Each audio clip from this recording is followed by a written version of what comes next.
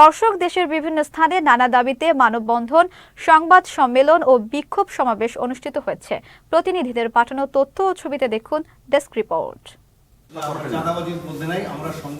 বাংলাদেশ গণতান্ত্রিক পার্টি নামে নতুন রাজনৈতিক দলের আত্মপ্রকাশ করেছে।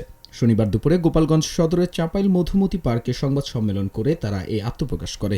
সংবাদ সম্মেলনে বাংলাদেশ নবগঠিত গণতান্ত্রিক পার্টির আহ্বায়ক সাইফুল রশিদ চৌধুরী লিখিত বক্তব্য পাঠ করে তাদের আত্মপ্রকাশ জানান দেয়।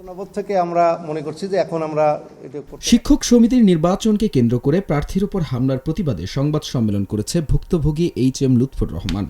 শনিবার দুপুরে নিজ বাসভবনে এই সংবাদ সম্মেলন করেন তিনি।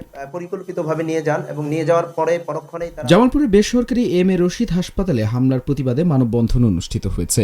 শনিবার সকালে শহরের বকুলতলায় জামালপুর জেলা বেসরকারি হাসপাতাল ও ডায়াগনস্টিক সেন্টার মালিক সমিতির উদ্যোগে মানববন্ধনের আয়োজন করা হয়।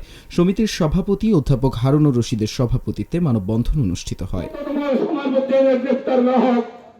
ভোলার ভেদুরিয়ায় অসহায় কৃষকদের ধান কেটে নেওয়ার অভিযোগ তুলে বিএনপি থেকে সদ্য বহিষ্কৃত আনিস মালের বিরুদ্ধে সংবাদ সম্মেলন করেছে অসহায় কৃষকরা।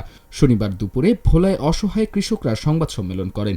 এ ব্যাপারে তদন্ত সাপেক্ষে প্রশাসনের ঊর্ধ্বতন কর্তৃপক্ষের হস্তক্ষেপ কামনা করেছেন ভুক্তভোগীরা। দীপু নূর, চ্যানেল এস নিউজ ডেস্ক। নামে আমার 4 একর জমি 4.5 একর জমি আমি নগদ দিয়ে চাষ করি।